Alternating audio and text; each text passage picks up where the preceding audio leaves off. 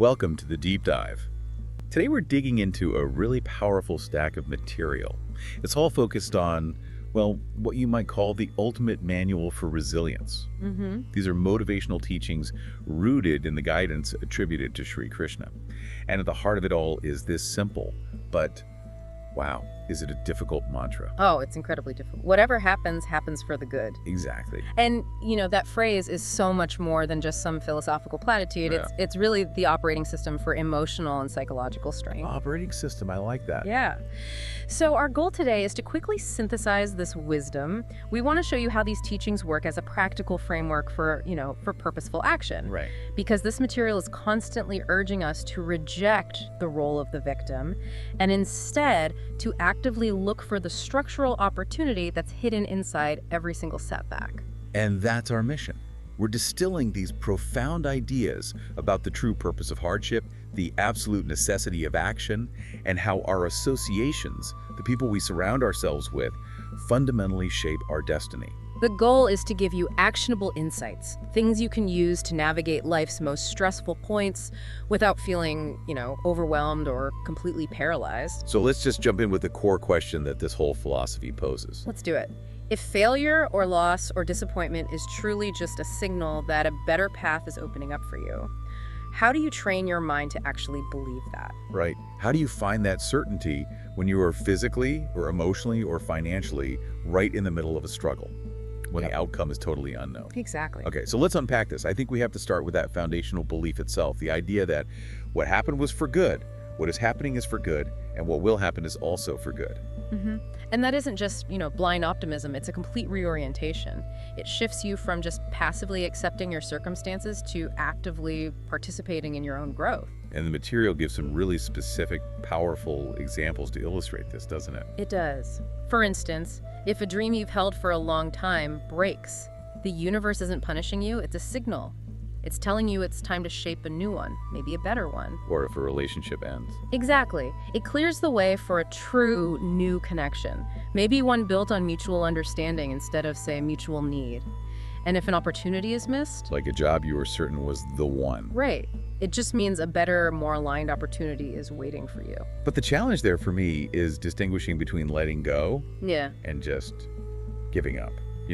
If I apply for 10 jobs and get rejected from all 10, it's so easy to just feel defeated. Of course. So how does this teaching help us move past that emotional staying and into structural thinking? Well, it does it through these really powerful analogies that show strength is never, ever achieved in comfort. It's born from pressure. Okay. Think about the bird's nest analogy. The nest feels safe, right? But if it never breaks, the bird never leaves. And it never learns to fly. It never learns to fly. When the nest breaks, the bird is forced to fly. And that flight takes it to new heights, to infinite possibilities it never would have found just staying put. That's a beautiful metaphor for being pushed out of your comfort zone. Or take the metaphor of the diamond. Coal only becomes a diamond when it undergoes this immense, continuous pressure. In a way, the pressure is the process that creates the value. So the hardship is the transformation. It is. And finally, the darkest hour must come just before the sunrise. You can't skip the dark part. That is the required precondition for the light. So what you're saying is that physical or material loss, the darkest hour, is often the necessary precursor to immense internal development. Yes. The development of grit, of wisdom, of resourcefulness. You have to lose that external structure for the internal core to really strengthen. That makes sense. And this leads us perfectly into the second core idea, which is valuing the permanent internal self over the temporary external world. We spend an enormous amount of energy trying to secure things that are inherently perishable. Status, possessions, external approval. All of it. And we often fear losing what wasn't really ours to begin with.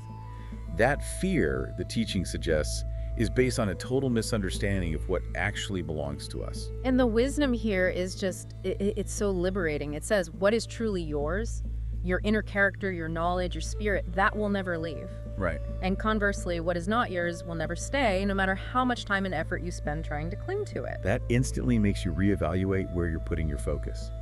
If the physical world is perishable, what's the one thing that isn't? That is our karma.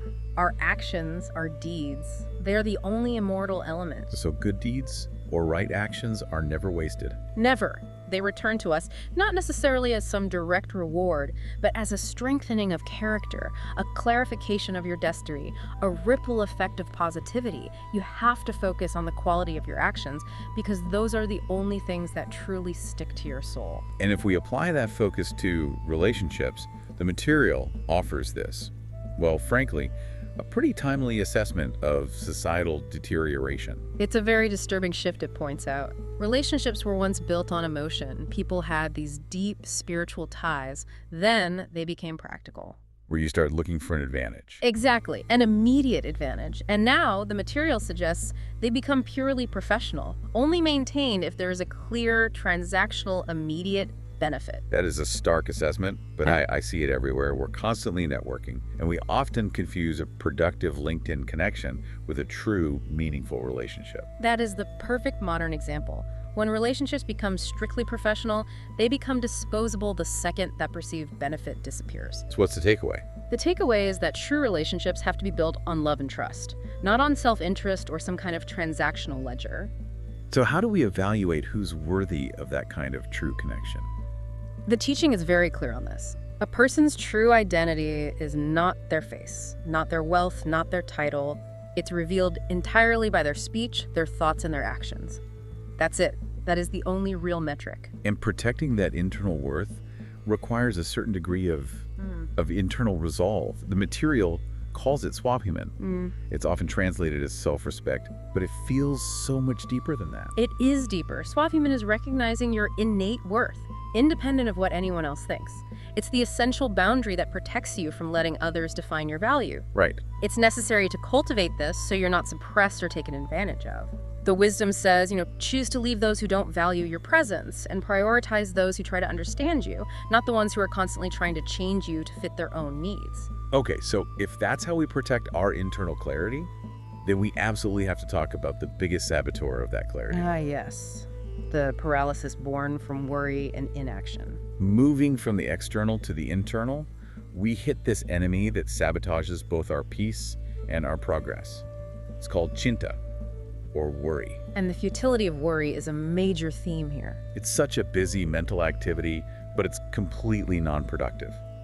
It just keeps the mind churning. It doesn't solve anything in the past, and it certainly doesn't guarantee any peace in the present. It's wasted effort. The teaching is basically saying, don't waste your time on things that are not within your control. And the past and the future are not in your control. Exactly. The only thing you can truly influence is the present moment. To emphasize this point about the now, the sources use this really powerful visual analogy of life as an hourglass. It's incredibly vivid, isn't it? The sand that's already fallen is the past. It's gone forever. The sand up top, waiting to fall, that's the future. It's unknowable. But the most important element is that narrow channel where the sand is currently falling.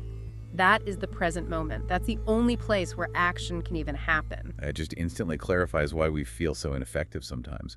We spend all our energy lamenting the sand that fell or anxiously predicting the future sand. And we miss the channel completely. And critically, happiness shouldn't be seen as some future destination you arrive at once all your problems are solved. Oh, that's a trap. It's a huge trap. If you delay happiness until everything is perfect, you will never experience it.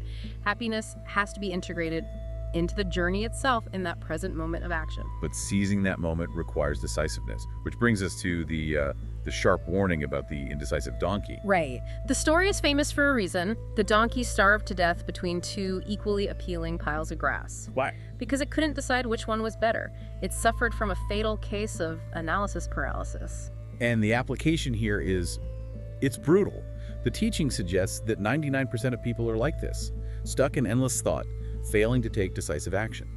We intellectualize ourselves into paralysis. Think about it in modern terms. We scroll endlessly through Netflix, paralyzed by choice, fearing we'll pick the wrong movie. Or we spend weeks researching the perfect productivity app, only to end up using none of them. Exactly.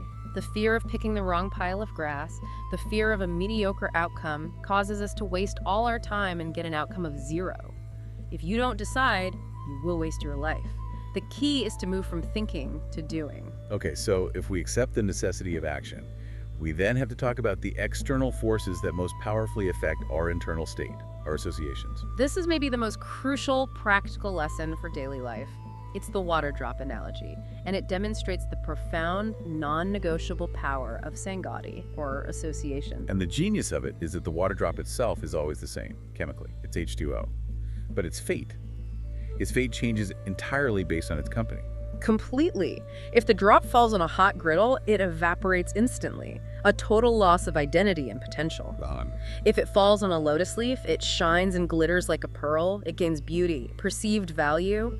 But if it falls into a snake's mouth, It turns into poison. instantly, harm and corruption, same drop, wildly different destiny. That is a powerful indictment of peer pressure and our environment. But doesn't this risk sort of absolving the individual responsibility? Can't we be strong enough to be the lotus leaf that elevates the environment? That's the critical nuance. The teaching isn't about fatalism, it's about wisdom. If you are starting your journey, you must choose your associations wisely because they will define your thinking and your actions. You're not strong enough yet to resist. You're just not. Staying with negative people means you either become their victim or through constant exposure, you become like them. But as you develop Atmagyan self-knowledge, your internal core gets stronger. And then you can influence the environment. But you have to reach that level of strength first. So you internalize that lesson, and then you apply it to knowledge itself. True knowledge, the material suggests, is found not just in books, but in experience, Anubhav. Yes, and faith, or Shraddha, isn't just for temples. It has to be applied to our actions, our karma. The material contrasts external knowledge with self-knowledge, Atmagyan. Right. It says that if a person knows everything about the world, every scientific theory, every historical date, but doesn't know himself, It's fundamentally ignorant. he is. External context is meaningless without internal self-awareness. And this self-awareness helps us avoid that common tragic mistake we all make in dealing with the world. Absolutely. The common mistake is using people and loving things. The sources urge us to flip that completely. People are made for love, and things are made for use. Exactly. And think about how often we put tremendous effort and time into maintaining possessions that depreciate, polishing a car, staring at a phone, while neglecting the relationships that truly appreciate over time. We sacrifice human connection for temporary material comfort. When we confuse those two, we always lose. Okay, that shift in focus is a profound guidepost. Let's pivot slightly now to the dangers of emotional extremes and identifying our true internal enemies. And this starts with a really challenging piece of advice on parenting.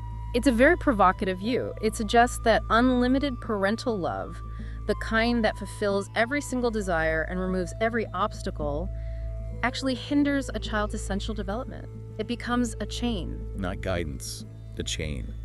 And the analogy for this is sobering. A bird raised completely inside the nest, never forced to struggle with flight, will never develop the muscles it needs to navigate the open sky. Right. The teaching isn't advocating for coldness, it's recognizing that the struggle is the curriculum. The struggle is the curriculum. I like that. A parent who removes all struggle prevents their child from developing their flight muscles.